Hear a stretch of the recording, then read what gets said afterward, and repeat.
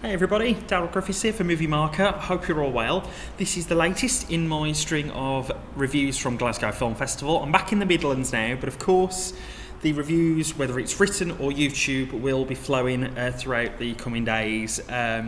So today we are going to tackle the debut feature from Paul Morris called Angry Young Men. It's one of the homegrown offerings from the festival this year. It had its premiere this past Wednesday. Sadly, I wasn't able to attend it. Funnily enough, it was the day I was coming back, so I had to settle for a press screener on the Press and Industry platform last weekend. But I've been really eager to talk about this one because I think it's a further indicator of the exciting talents and burgeoning talents that are emerging from Scotland and trying to redefine what Scottish cinema and Scottish TV is putting out instead of the gritty kitchen sink dramas or comedic tendencies that they tend to have, a lot of them.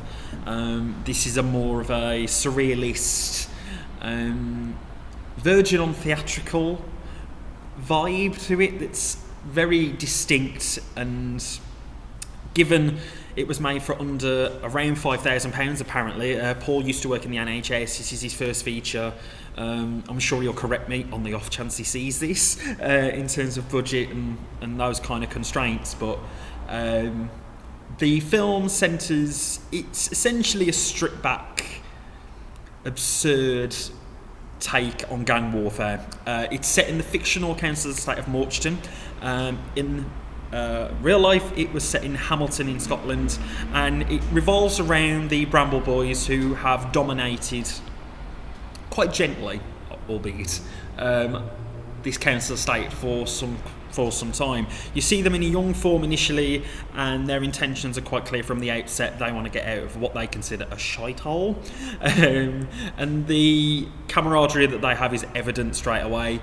And then, as adults, or young adults, it's pretty clear that they are slowly coming of age and they want to break out, but they are sort of at a crossroads with that, and because of the financial constraints and the relationships that they formed, they are finding it quite difficult to break out of their usual trappings.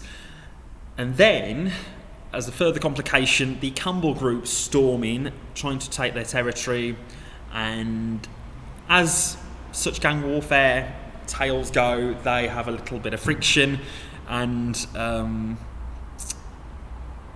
face-offs ensue inevitably. So with Angry Young Men, let's be honest, there are, because of limitations with budget and whatnot, and I totally appreciate that, there are a couple of things that could have been tidied up with, with greater budget and greater sense of production behind it. Like the score, whilst really fits in with the surrealist feel, can be a touch on the repetitive side, and certain sequences are quite prolonged and protracted, and they don't necessarily need to be. Although the intentions are genuinely great. Like there is a particularly brilliant, I think played for laughs, car chase of sorts that feels more like a sitcom. Like for some bizarre reason, it's probably because the Batman was quite fresh in my head. I had Only Fools and Horses in my head. When Delboy and Rodney are dressed as Batman and Robin and running down the street. It had that sort of weird comedic vibe to it. With one of the guys on crutches and being chased by the other gang, but of course he can't move about very well, so it's hardly Fast and Furious. You're not expecting Vin Diesel to rock up in this fictional state of Morchton talking about family. It's definitely not that. But again, but credit to Morris, the camerawork's terrific. It feels very panoramic, particularly in that sequence, and he really makes great use and sort of accentuates what is a very limited landscape, and really makes great use of it, again with the panoramic shots. And then when the warfare sort of gradually escalates, there's some great drone shots and really sweeping camera work that comes into play, and it really complements and really exceeds your expectations of what these kind of films represent. And then there's Terrific compositions of the gang with the car behind them, with the masks on, and with the camo ponchos and berets and all that, and all the rest of it. But again, it feels very stripped back at the same time. It doesn't feel too refined, and that adds to the sense of authenticity that Morris is aiming for, at least in terms of aesthetic. But the comedic side of it is very surrealist, and they gel relatively quite well. If you're craving a bit more dramatics to it, it does fall on the wayside a touch on that respect, because you know, there's, especially with the coming of age side of things, like the guy who plays Charlie, Alexander Hamilton, and he has a wonderful relationship with a woman called Siobhan, who sort of they have some great conversations about, you know, they can't just settle for what they have in Morchton, and that's sort of the emotional pull of it. But there's not a great deal of it. Again, perhaps because of constraints, I can only assume that's the case. But the comedy really, I think, is its MVP in this. The cast, I think a lot of them were from local theatre groups I was reading in the build-up to doing this.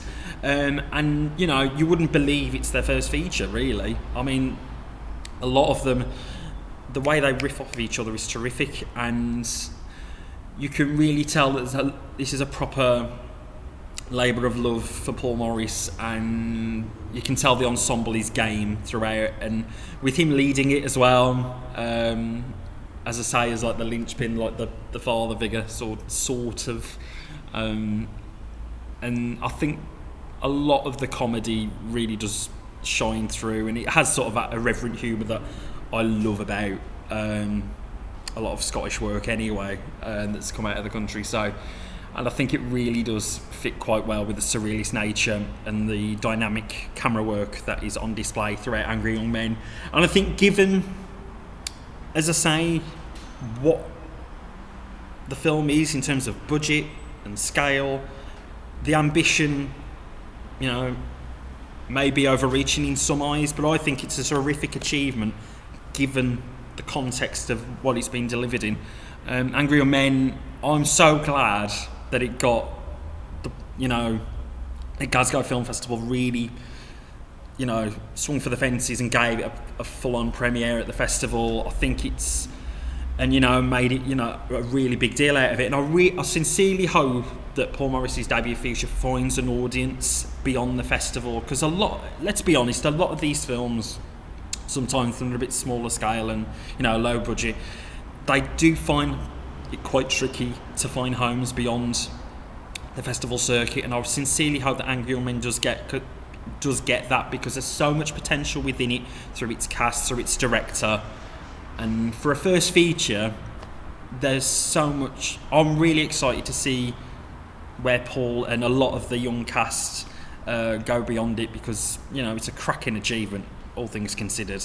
Sure, as I say, there's minor niggles here and there, but the comedy and the surrealist nature of it, and, you know, the sort of odd theatricality to the violence, which completely, as I say, it feels downscaled. It's not like full of grit like you would expect.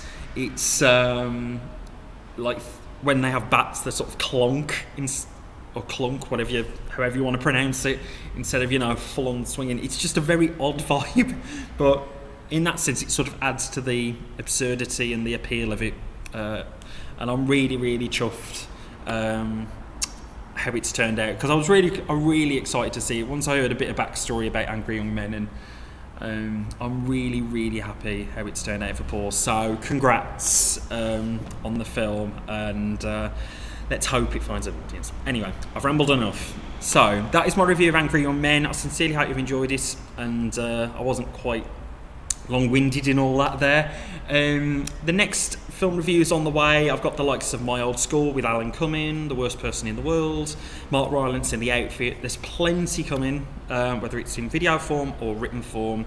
Be sure to check out Movie Marker on Twitter @Movie Marker, like our Facebook page, and of course the website itself, www.moviemarker.co.uk. But for now, I've been Darryl Griffiths. I'll speak to you all very soon. Take care and bye for now. Much love. Bye bye.